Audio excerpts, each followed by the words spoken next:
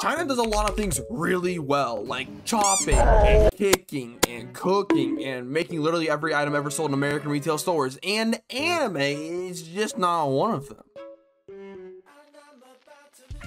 Until 2021, that is. China made anime, but most were just bad, with a few exceptions that were unique, flashy, or just interesting enough that you might watch, but you're not gonna recommend to anyone. But Link Click came out and people were going nuts, saying it's anime of the year, ranking it as high as 21st my anime list, and it just took over the anime sphere. The story is there's two boys with supernatural powers, Lu Guang, who can see 12 hours after a photo is taken, and this guy who can travel to that point of time and inhabit the person who took the photo for 12 hours. Together, they run a business going back and fixing any lingering regrets that someone might have, with strict rules that everything that happened in the past has to happen again, so they don't destroy the timeline. So if that person had dinner with someone, you have to go have dinner with that person.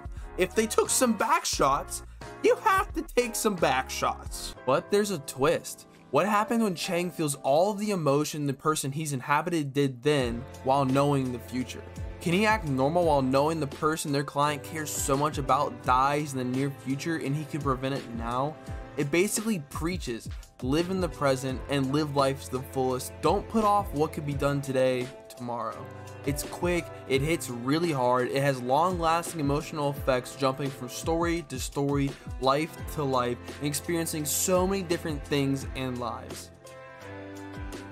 Oh yeah, there's like a murder mystery subplot going on, which is season 2's entire plot, by the way. Yeah, the whole plot I just gave you before, yeah, it doesn't exist anymore. I mean, what could go wrong having a dramatic shift in plot concepts?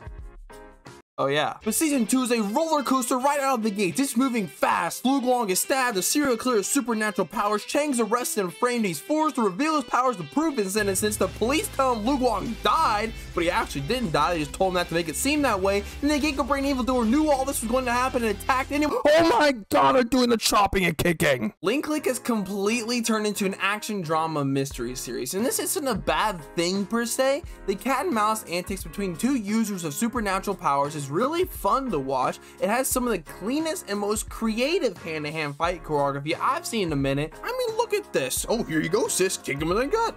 Oh no, drop my knife. Psych. Sink. Oh no, drop my knife again. Put a little bit of soccer this time. And it's also layered the mystery extremely well.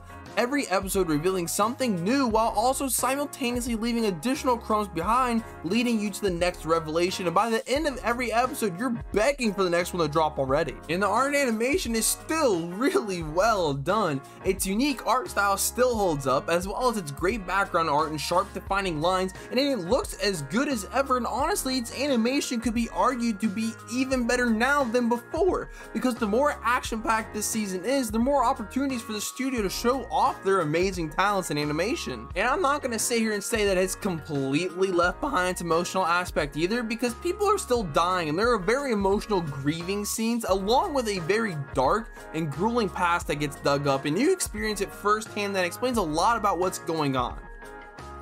Did I mention the music still slaps? So, is season 2 good? Yes. Was season 1 better? Depends. Whether you're more a fan of philosophical emotions or a murder mystery. And finally, is Link Click dead now?